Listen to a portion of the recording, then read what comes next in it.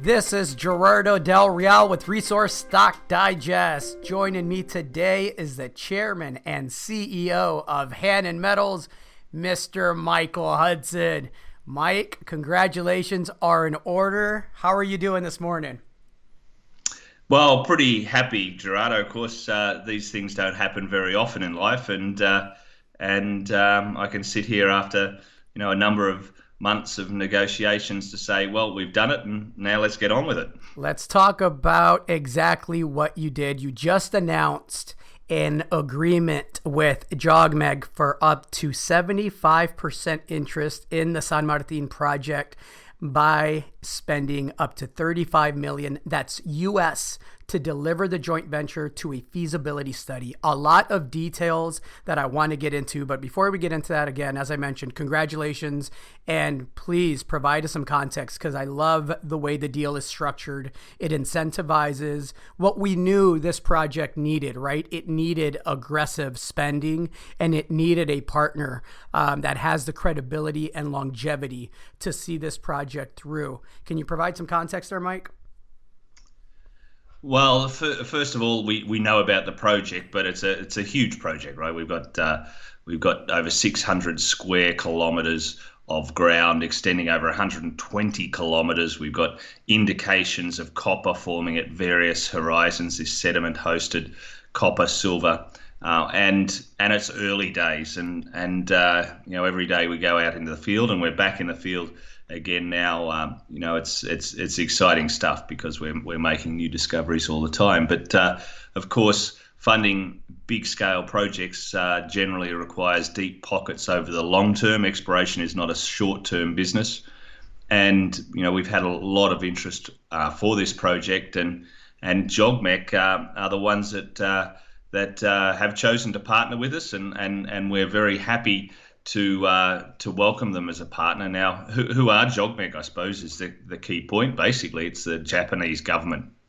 JOGMEC stands for Japan Oil, Gas and Metals National Corporation, and it's the government's arm that invests in earlier stage projects to secure metals for Japanese industry. So their aim basically is to find mines that they can then pass to some of the big conglomerates that exist in Japan, and there's a handful of those. So there's no better partner. They're long term. They're patient.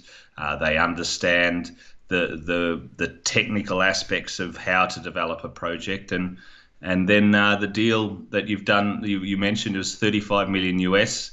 The timing is locked in there in some cases. Others, it's just set by minimum expenditures. But the first key step is in the next 4 years, JOGMEC have to spend $8 million US to earn 51% ownership. So they don't have any ownership in the first 4 years. We'll be managing. If they get to that point, then they'll earn 51%.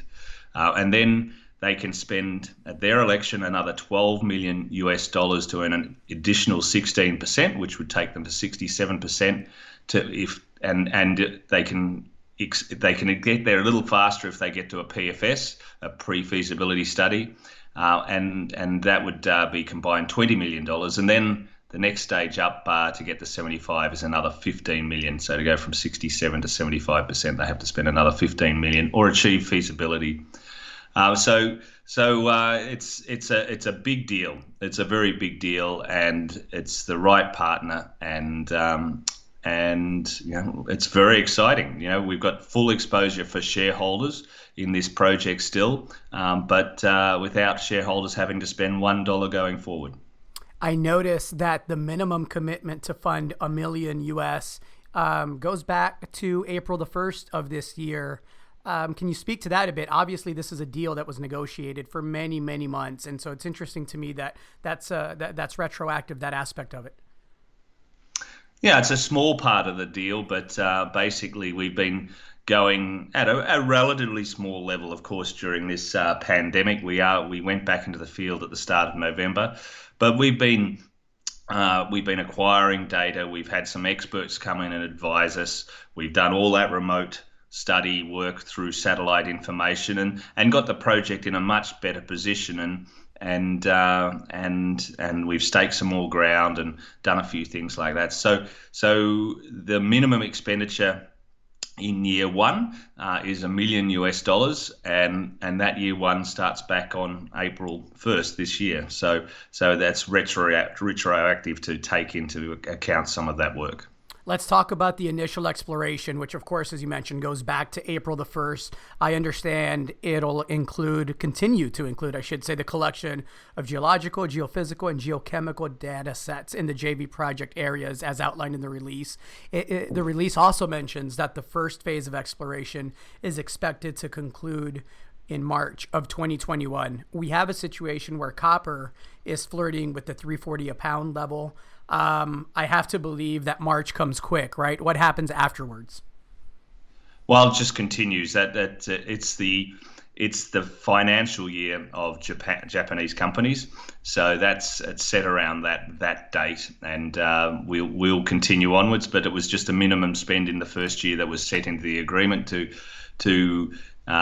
indicate good faith, and that's what was managed. So it will be a seamless continuation of exploration with all those different methods that you've just outlined. Basically, reconnaissance, geology, and mapping and stream sediment data to collect over the bigger area, and then we'll be trialling some geophysical techniques and perhaps some LiDAR, some laser imaging to get through the forest canopy. So it really will be seamless from the practical on the ground sense. But that was how the deal was formed with that end of financial year in mind for JOGMEC. You and the team have been extremely cautious and responsibly so, given the backdrop with COVID. You've been extremely cautious in your approach with the community and local stakeholders. When do you anticipate being able to put a drill bit to some of these targets? Because obviously the prelim results are phenomenal. Yeah, it will take time, but and it was obviously we've lost time with the lockdown this year, but we will start the permitting towards drilling in the new year probably. We've got to do a little bit more geological work to narrow down some of those areas, but we know the areas where first stage drilling. To answer that scale question, we've found this over 100+ kilometres, and we can start to narrow down and be predictive at the sort of kilometre scale, but then we've got to try and determine continuity of grade at the 100-metre scale, if you like, and that's what drilling will really help do.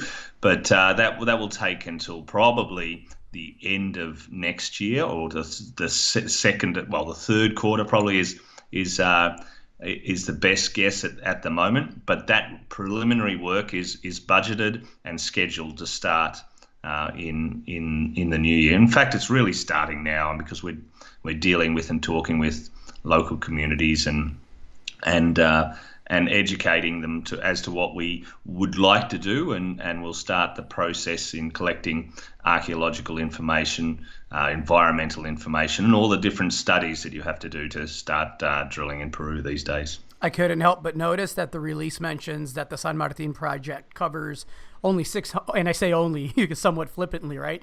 Only 656 square kilometers of Hannan's 940 square kilometer Peruvian holdings. I also noticed you were keen to mention that you will continue to progress exploration on your remaining Peruvian projects. Can we talk about those? Because those projects are not inconsequential, given some of the prelim results that you've had. Yeah, well, we really haven't talked about too much, other than just in the management discussion and analysis quarterly reports we put out about our ground holding, and really there's more information to come. But I've been of the belief that for many years that the best thing you can do when you pay a geologist is pay them to look out the window and think. And that doesn't happen much in our business anymore, or in our lives in general, because we're running around so much. So I'm sure this whole lockdown of this year and that will lead into next year will lead to many discoveries in the industry where people have been able to sit down and think and pay their geologists to think. And that's what we've been doing alongside advancing some of the work in San Martin. And we've been purchasing databases. We've been compiling lots of data from the earlier oil explorers that has been relatively made recently available to people like ourselves. So we've staked a lot of ground on that basis, and that's really stage two. It's both for sediment-hosted copper silver and for higher level porphyries, alkaline porphyry targets, copper gold targets. So you'll see a lot more coming.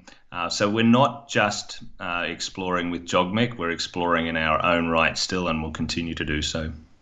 Mike, zinc was a bad word up until about a month or so ago when it got on a tear, and here we are now at $1.25 a pound. I have to mention Kilbricken, right? And I have to mention Ireland because that is still a very, very prospective project under Hannan's ownership. Can we talk about Kilbricken? Is there an opportunity possibly there moving forward?